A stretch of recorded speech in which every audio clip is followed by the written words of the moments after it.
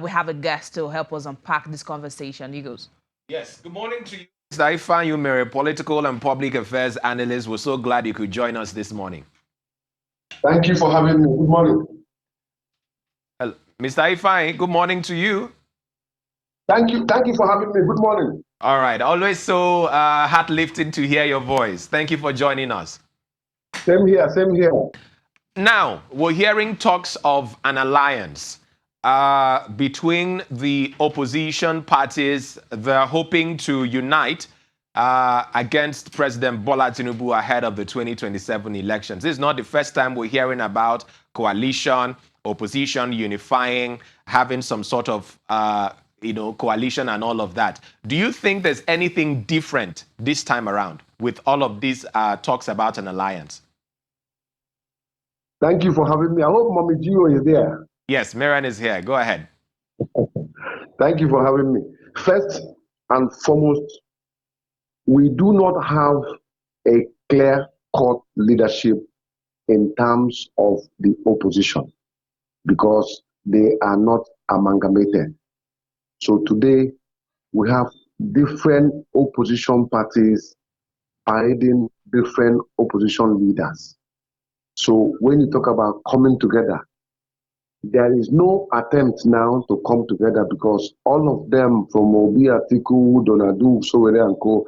are all pursuing individual aspirations, except as we get closer, except when we get to December, there may be or we may not have. So today, you can say opposition leaders because the earlier attempt to amalgamate them failed. All of them went their separate ways. So today you can't say we have a pinpoint major opposition leader leading a coalition. There is none. All right. This has come up time and time again. And every time it comes up, do you think it's a demonstration of the fact that without a possible coalition, because I have to make reference to what transpired, when the APC took over power from the PDP, during Buhari's administration, it was the result of a coalition.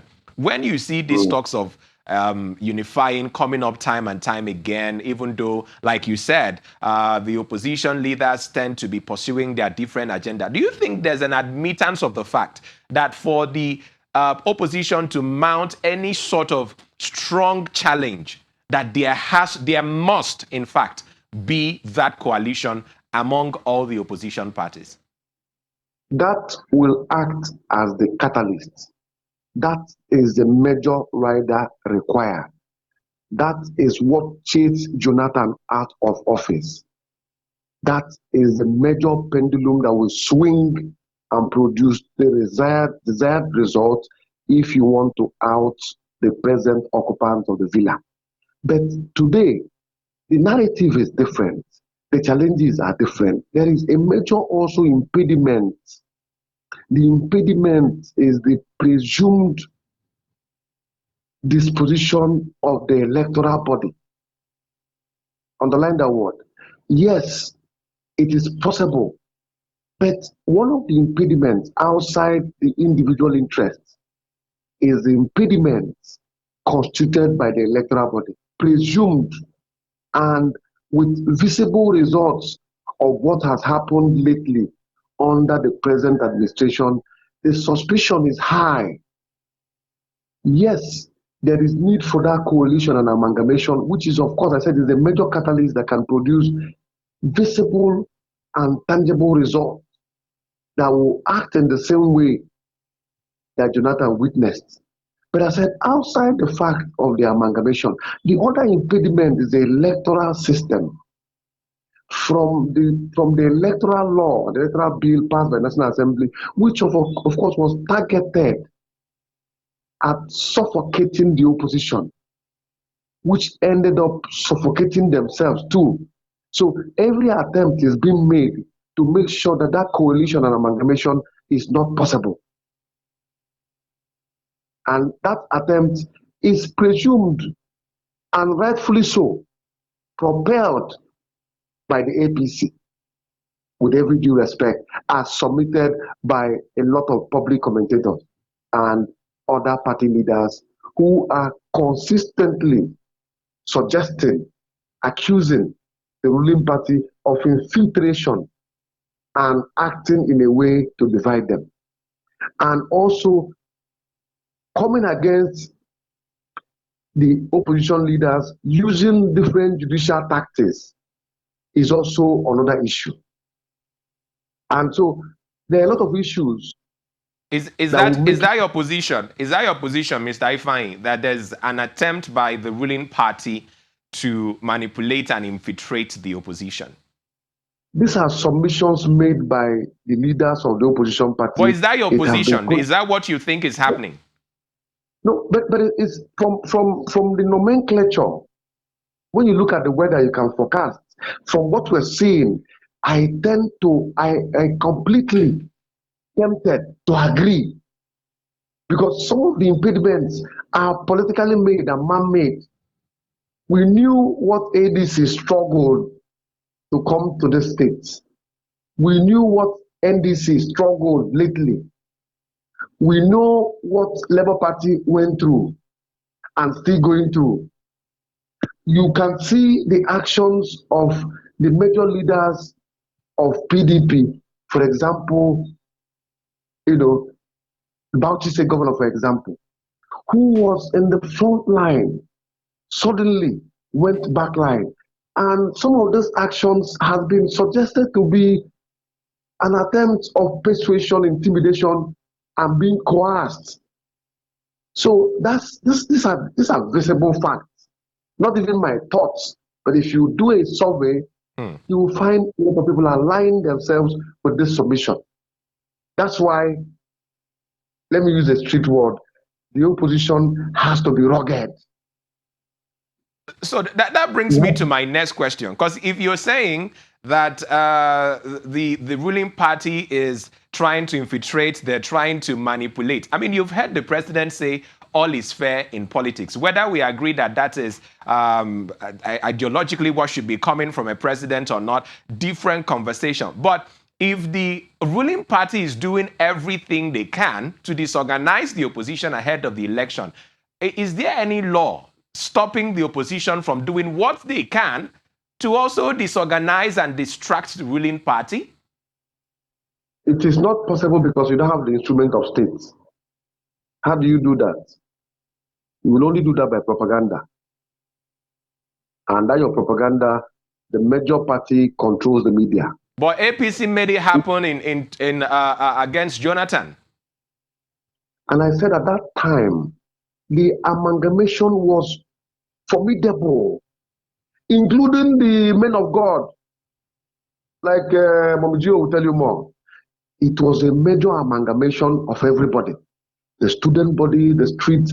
Today, hunger, and political manipulation has divided the opposition. It's not, Jonathan was careless, with every due respect. If Jonathan was rugged like Tinubu, that attempt will not flourish. He would have done what is being done now. Some of the opposition members are in court. They are weakened on daily basis. And the ruling party does not care. Immediately, the president made that statement about all being fair. That is not a body language. It was should I say, a policy statement, because that's coming from the highest man in the land. What do you mean, Mr. Ifeanyi? What do you mean by hunger has divided the opposition? Are opposition leaders hungry? Are you not aware there is hunger in the land? Those opposition leaders, they are supposed to, should I say, mobilize. Those you are mobilizing are hungry. They lack the energy to join you in the pursuit. They feel the bad governance though, but they are weakened by hunger.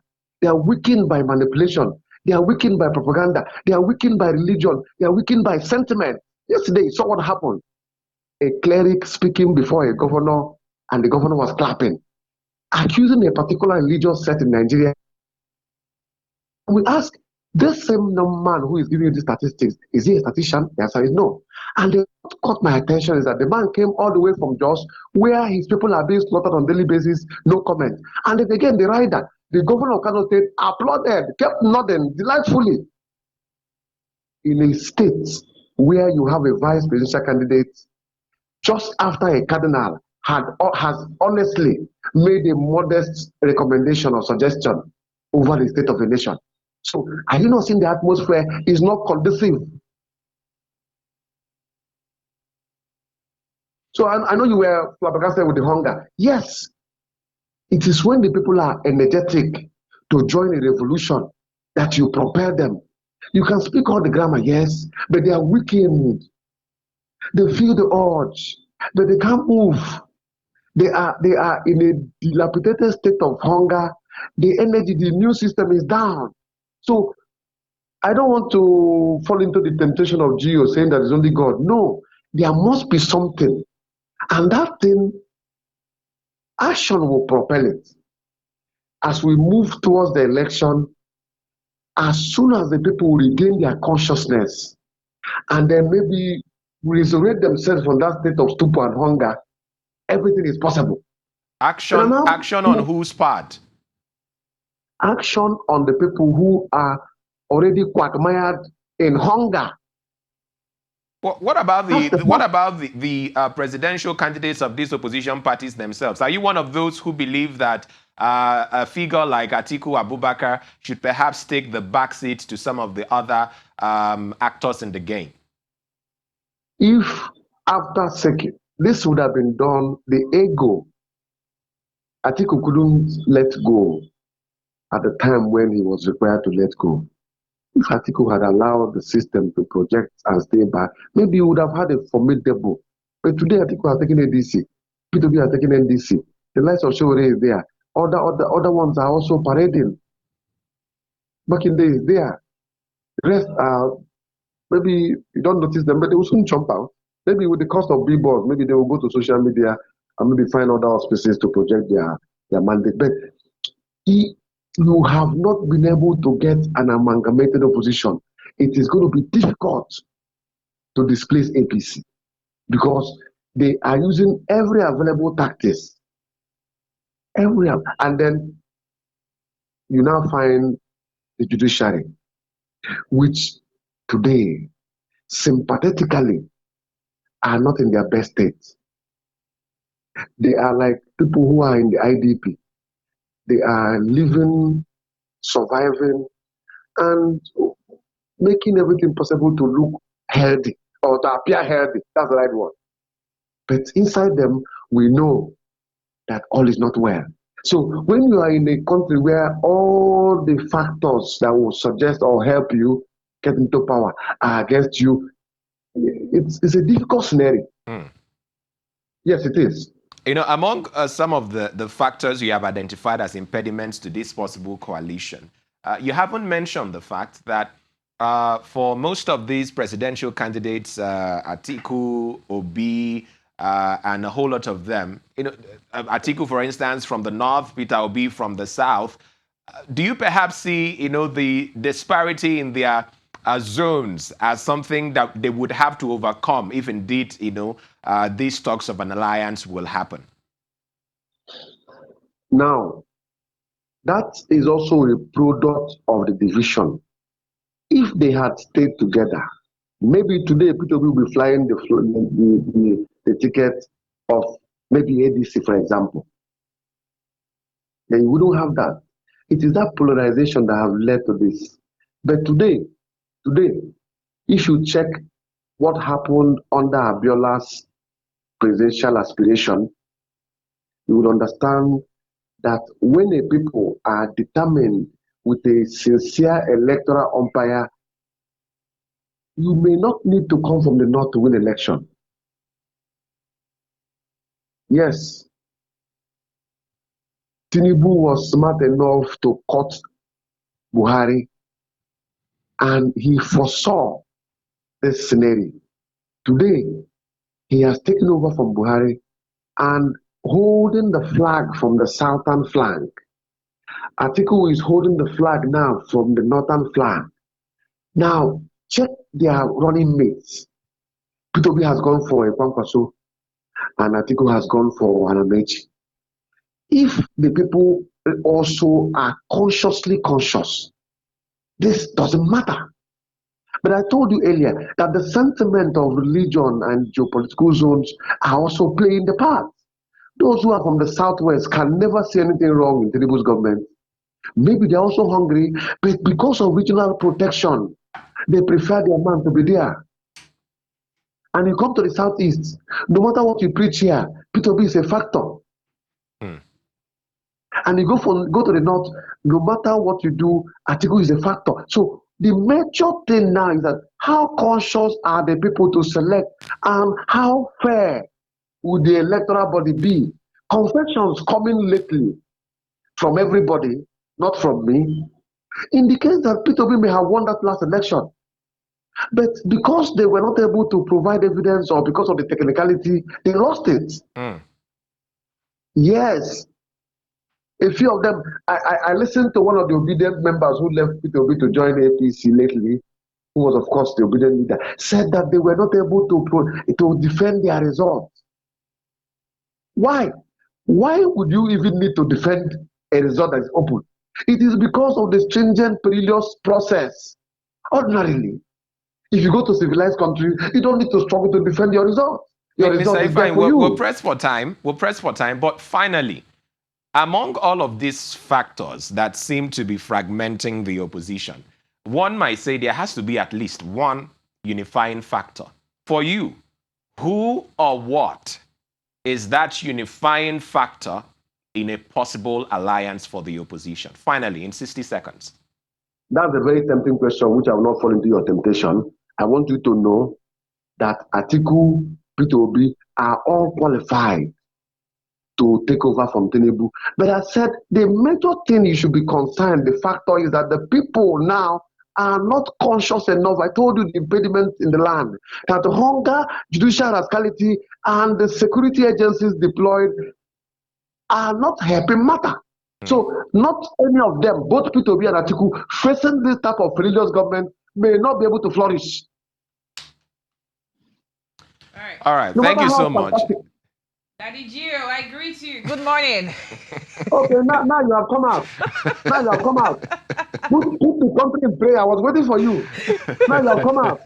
I knew you were waiting for me. I decided to Now send you have my come out. brother forward. Your colleague in the north, we heard what he said yesterday. Thank you so much, Mr. Umere, for your time on the program Thank you so this much for your morning. time. I appreciate it. As always, a pleasure to always have you. Thank you so much. Thank you. Enjoy the rest of your day. All right. That's Ifeanyi Umere, political and public affairs analyst, helping us unpack all of the power struggle and emerging alliance. I mean, the formation is building up right now